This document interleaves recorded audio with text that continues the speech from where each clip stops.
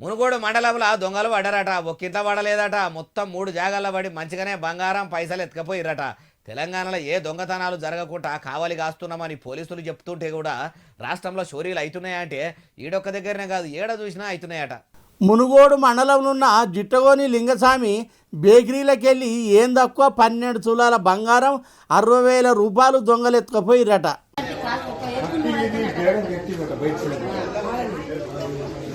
అట్టనే వడ్డెరగూడెంలో 2 లక్షల రూపాయలు 20 తులాల ఎండి ఏర్పడకుండా తప్పదీసిరట.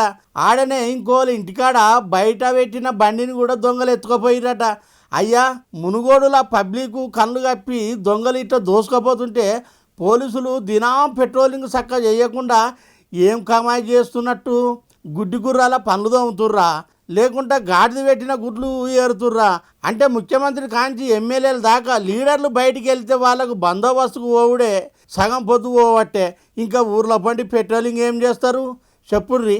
అయినా తెలంగాణ పోలీసులు తెలివి తక్కువలా మురుగ చూసి దొరకబట్టే బాపతని అంటారు కాబట్టి అంత బందోబస్తు కాస్తున్నా కూడా దొంగలను మా పట్టుకున్నారు కావచ్చు. ముఖ్యమంత్రి పోలీసు మంత్రి రేవంతాల సారు చదువుల శాఖను చక్కగా చూసుకోనట్టే పోలీసు శాఖను కూడా పట్టించుకోడు కావచ్చు అని గిట్ల దొంగలు బరిదేగించి ఇట్లా షోరీలకు మరుగుతుండ్రా. కానీ దొరికినాక దొంగలకు పోలీసు చేతిలో ఉంటుంది నా సామిరంగా అంటుర్రు ఈ ముచ్చడి నొల్లు.